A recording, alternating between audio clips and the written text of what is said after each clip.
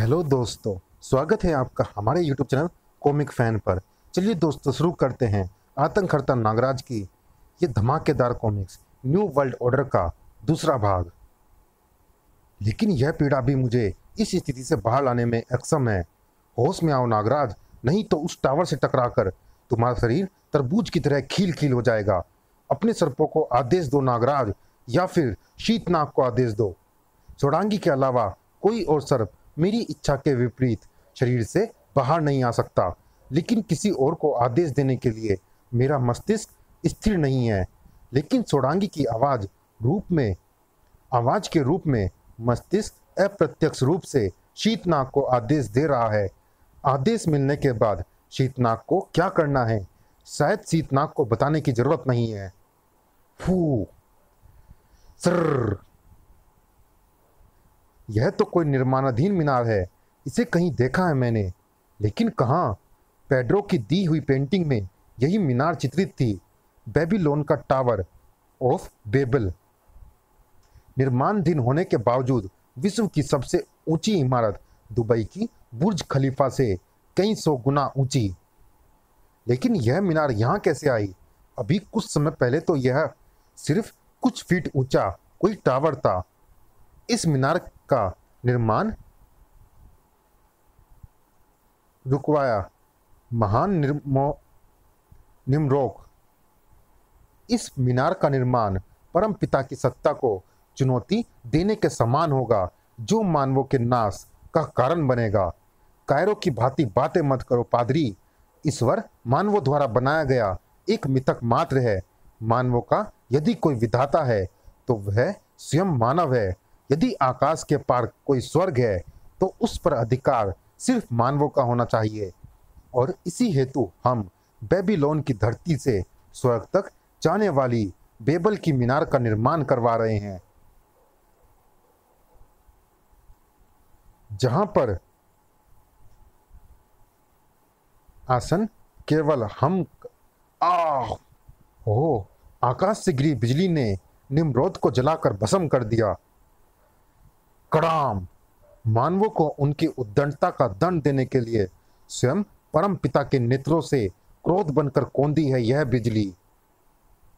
आकाश से गिरी बिजली ने बेबल की मीनार को भी धूल में मिला दिया।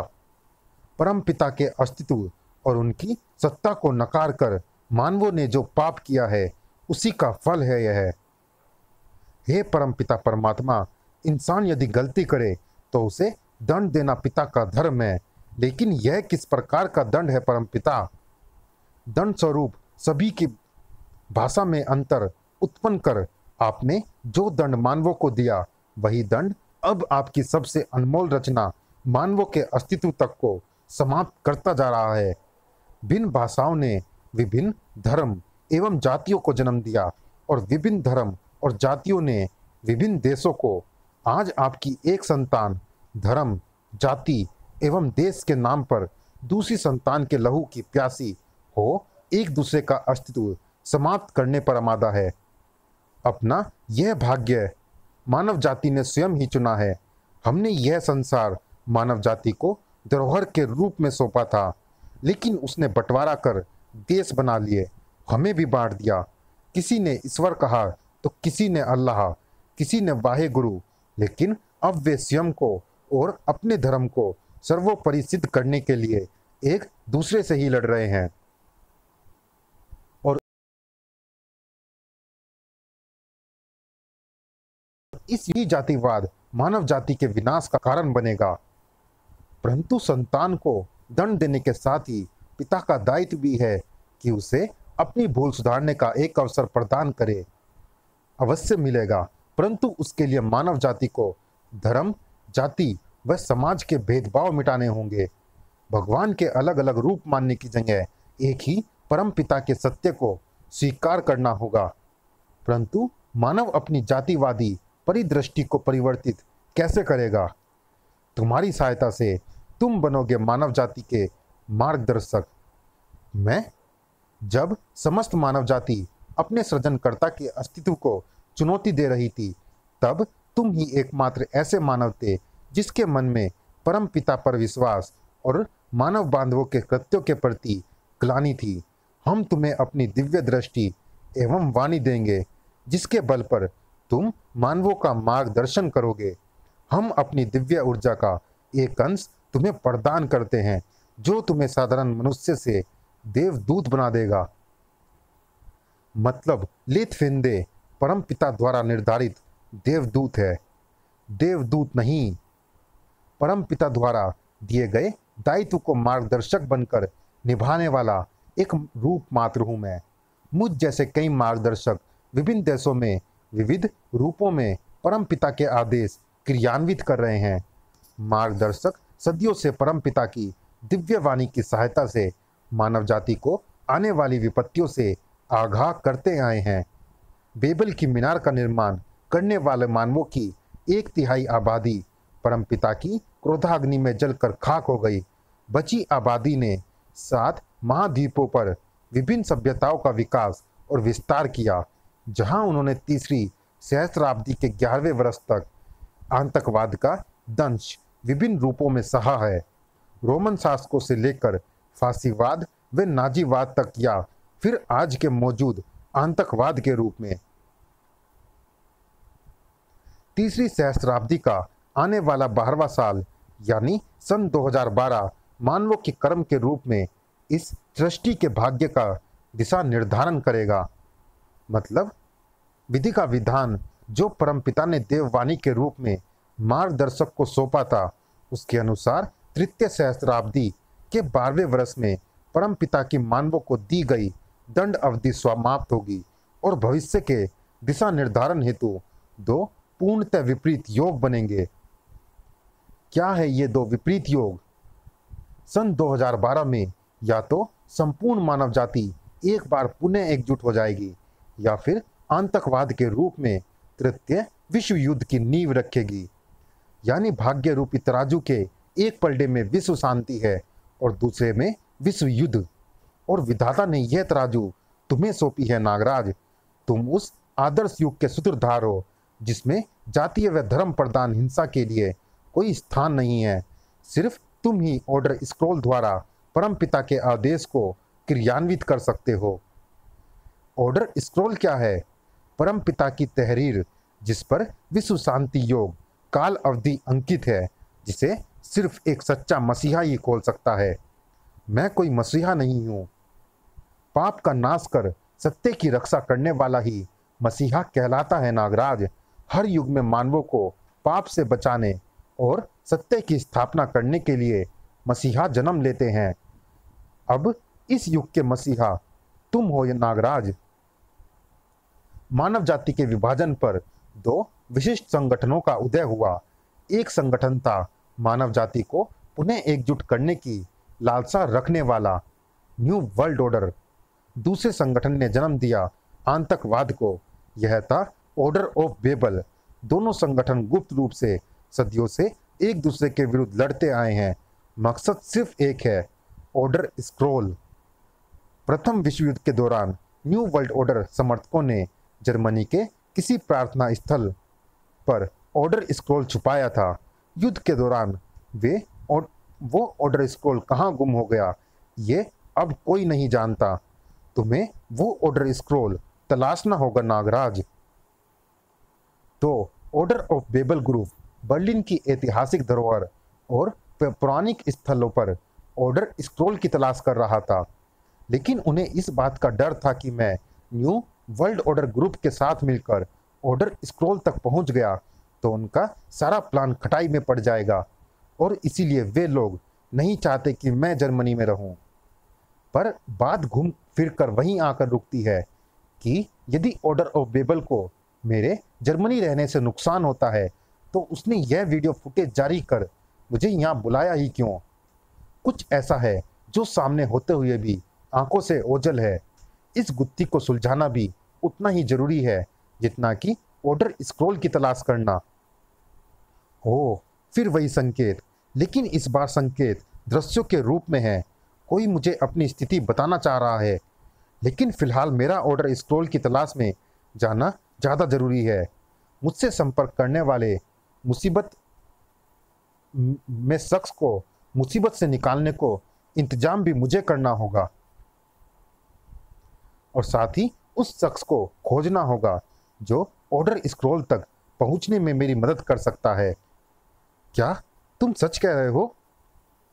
हाँ गार्जियन, नागराज मर चुका है। मैंने खुद नागराज को ब्लैक बर्ड से नीचे फेंका था। हम कई 100 फीट ऊंचाई पर उड़ रहे थे। इतनी ऊंचाई से गिरकर उसका बच पाना असंभव है, तो हमारी सबसे बड़ी मुसीबत दूर हो गई है। अब हम अपना पूरा ध्यान ऑर्डर स्क्रॉल और NWO पर लगा सकते हैं।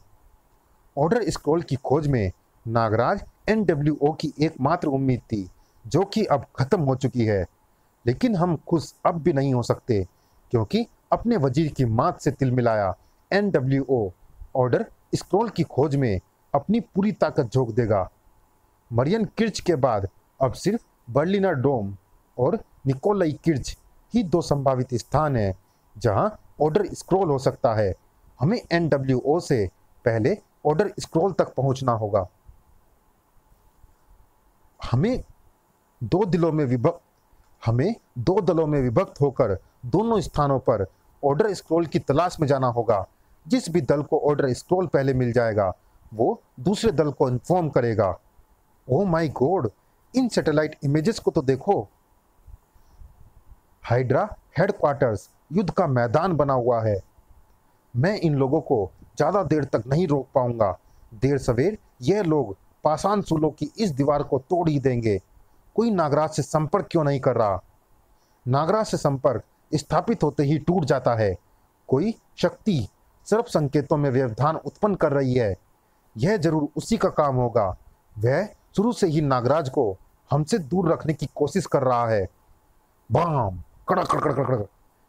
चंद प्यादों को पीटकर लॉर्ड मॉर्बियस को मात देने का ख्वाब देखने चले थे कीड़ों, पर कुछ ख्वाब देखने भी कितने नुकसानदेह हो सकते हैं, इस बात की मिसाल तुम लोग बनोगे। खत्म कर दो सभी को। अब नागराज यहां आ भी गया तो यहां उसे हमारी लाशें ही देखने को मिलेंगी। गलत। बड़ाम।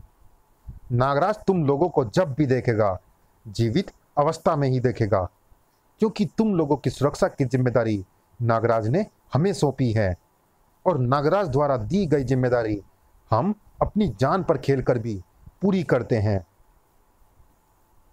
सर्प संकेतों के अनुसार पेड्रो को यही होना चाहिए। पेड्रो जैसे टूरिस्ट गाइड का यहाँ आना आम बात है, लेकिन यह जगह अब पर्यटकों के लिए बंद हो चुकी है। मतलब पेड्रो यहाँ से निकल चुका होगा। अब कहाँ ढूंढूं उसे? अगर वह यहाँ है भी तो इतनी बड़ी जगह में उसे ढूंढना भूसे के ढेर में से सुई ढूंढने के समान होगा। मुझे अपने जासूस सर्प से पुनः संपर्क स्थापित करना होगा। बचाओ, कोई बचाओ मुझे, कोई बचाओ मुझे इस सांप से, यह मुझे काट लेगा। नागराज, मुझे इस सांप से बचाओ। पेड्रो तो यहीं पर था। घबराओ नहीं, यह मेरा सैनिक सर्प है, यह तुम्हें कोई नुकसान नहीं पहुंचाएगा। हाँ, यह तुम्हारा सांप है नागराज? कल के डिनर के पैसे वसूलने के लिए तुमने अपना सांप मेरे पीछे लगा रखा है। यह अच्छी बात नहीं है नागराज। खूंखार से खूंखार लड़ाके से लड़ सकता हूं मैं, लेकिन पेड्रो की पकाऊ बातों को नहीं झेल सकता। लेकिन ऑर्डर स्क्रॉल की खोज में पेड्रो मेरी बड़ी मदद कर सकता है, इसलिए मुझे इसे बर्दाश्त करना ही पड़ेगा। मुझे तुम्हारी मदद की जरूरत है पेड्रो, लेकिन तुम्हारा कोई पता ठिकाना मेरे पास नहीं था। इसलिए तुम्हें खोजने के लिए मुझे अपने जासूस सर्पों का सहारा लेना पड़ा। इस खोजबीन में अगर तुम्हारे सांप की नीयत खराब हो जाती तो तुम्हारी खोज तो पूरी नहीं होती, लेकिन मेरी बीन जरूर बच जाती। मेरे पास तुम्हारी बकवास सुनने का वक्त नहीं है पेड्रो। मेरा इस वक्त नहीं, क्रोध नहीं, मुझे धैर्य से काम लेना होगा। देखो पेड्रो, मुझे एक अत्यंत ही महत्वपूर्ण चीज को खोजने में तुम्हारी मदद चाहिए। मैं बस इतना जानना चाहता हूँ कि हिटलर की बनाई हुई जो पेंटिंग तुमने मुझे दी थी, वैसी ही या उससे संबंधित कोई और पेंटिंग या कोई और चीज तुम्हारे पास है या नहीं? हाँ है, पर वह मैं तुम्हें क्यों दूं?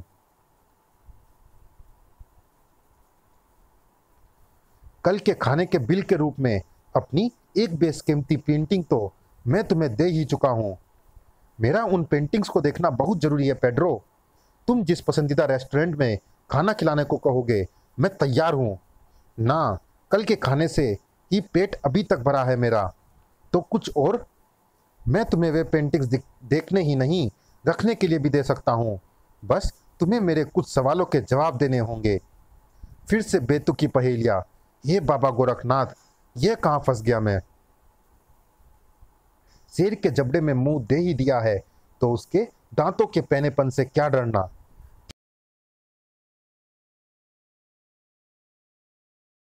ठीक है, कितने पहलू होते हैं? हर सिक्के के 3 पहलू होते हैं पेड्रो।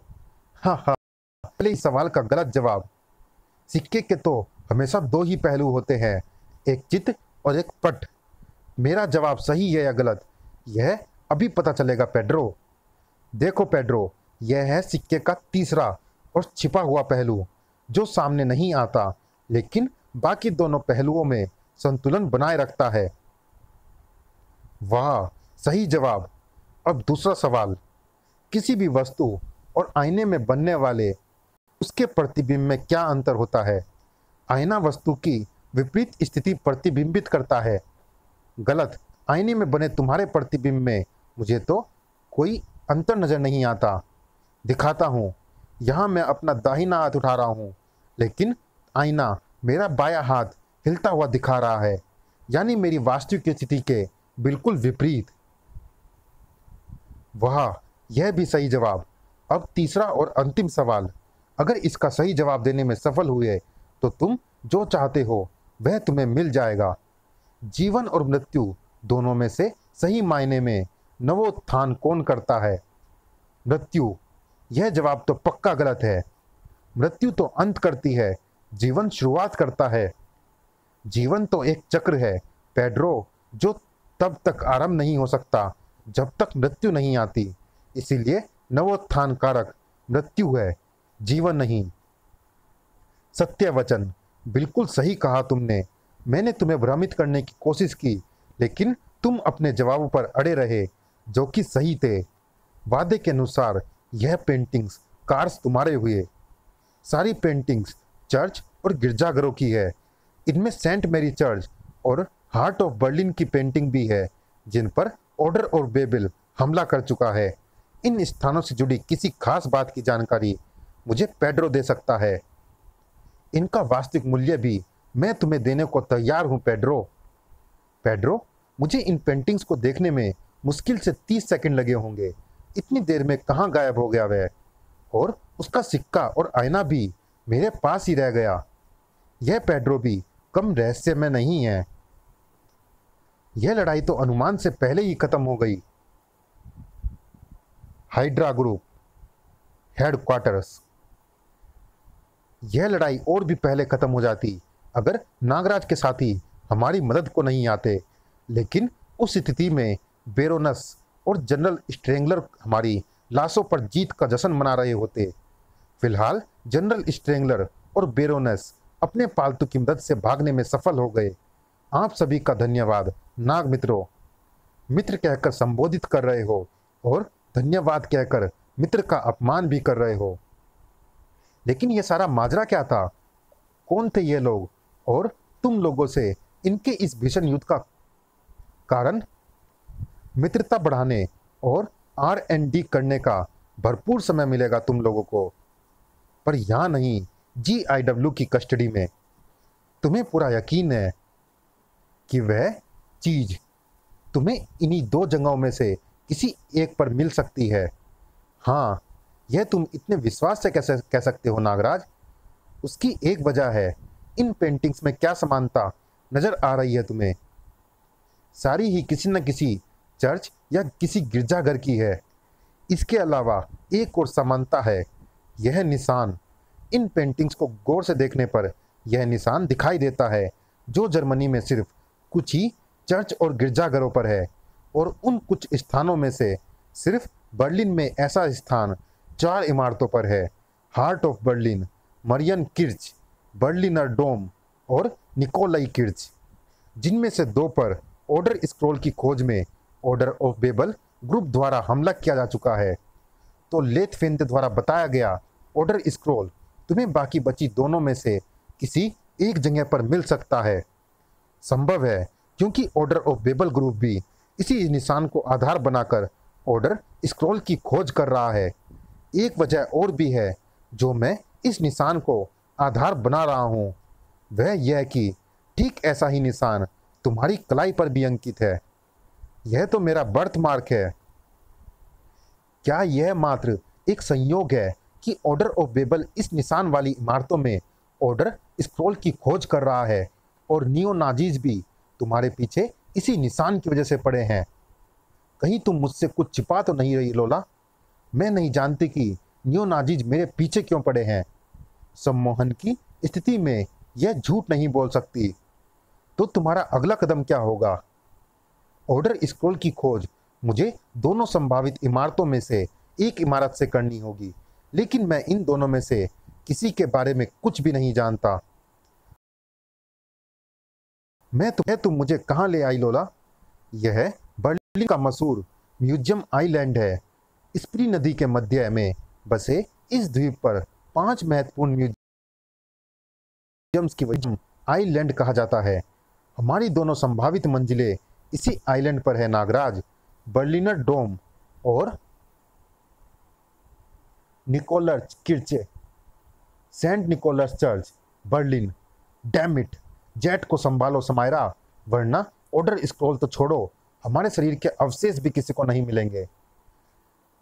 ओ शट अप टेवोर, एक क्षतिग्रस्त हो चुके व्यंग वाले जेट को संभालना इतना ही असंभव है जितना कि एक पर कटे पक्षी का उड़ान भर पाना। ओ शट अप टेवोर, एक क्षतिग्रस्त हो चुके विंग वाले जेट को संभालना उतना ही असंभव है जितना कि एक पर कटे पक्षी का उड़ान भर पाना। अब अगर हमें बचना है तो हमें इस जेट से होना ही होगा। इजेक्ट। बम।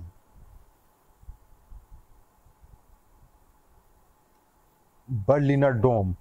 कमांडर, हमारा रडार इलेक्ट्रॉनिक एक्सप्लोजिव डिवाइस के सिग्नल कैच कर रहा है, लेकिन दूर दूर तक मुझे कहीं कोई भी नजर नहीं आ रहा सिवाय उस टिड्डी दल के। लेकिन इस मौसम में तो टिड्डी दल नजर आ ही नहीं सकता। ओह घोड़, यह टिड्डियां नहीं, टिड्डियों के रूप में नैनो इलेक्ट्रिकल एक्सप्लोजिव्स हैं। फट फटा फटा फटा फट। गैस का असर इन पर 1 घंटे तक रहेगा। इस 1 घंटे में हमें स्क्रॉल को खोज कर यहाँ से निकलना है। लेकिन तुम्हारे इस आइडिया से यह मिशन बिना रोमांच के ही पूरा हो जाएगा। जिंग को ऐसे बोरिंग मिशन पसंद नहीं, तो इस मिशन को थोड़ा रोमांचक बना देते हैं। नागराज, असंभव, यह इतनी ऊंचाई से गिरने के बाद भी बच गया। कैसे? तुम ही तो इस मिशन में रोमांच चाहते थे। क्यों और कैसे को छोड़ो, मिशन में आए रोमांच का मजा लो। पिछली बार जो कसर बाकी रह गई थी वो अब पूरी होगी, और यह हुई कसर पूरी। तड़ाक। उफ, यह क्या? तुम हमारा समय व्यर्थ कर रहे हो नागराज, और समय हमारे पास बिल्कुल नहीं है। तुम हमारा और समय व्यर्थ ना करो, इस बात को सुनिश्चित करेगा यह वुडू तंत्र। हाथ पैर सब जड़ हो गए हैं। मेरे सर्प सैनिक भी मदद के लिए बाहर नहीं आ पा रहे। बस इस पुतले की गर्दन को एक झटका और नागराज नाम की मुसीबत हमेशा के लिए खत्म। नागराज नाम की मुसीबत हमेशा के लिए खत्म होगी, लेकिन सिर्फ हंटर के हाथों। चलिए दोस्तों, इस भाग में इतना ही। ये रोमांचक कॉमिक्स जारी है अगले भाग में भी। मिलते हैं इसी कॉमिक्स के अगले और अंतिम भाग में। तब तक के लिए धन्यवाद।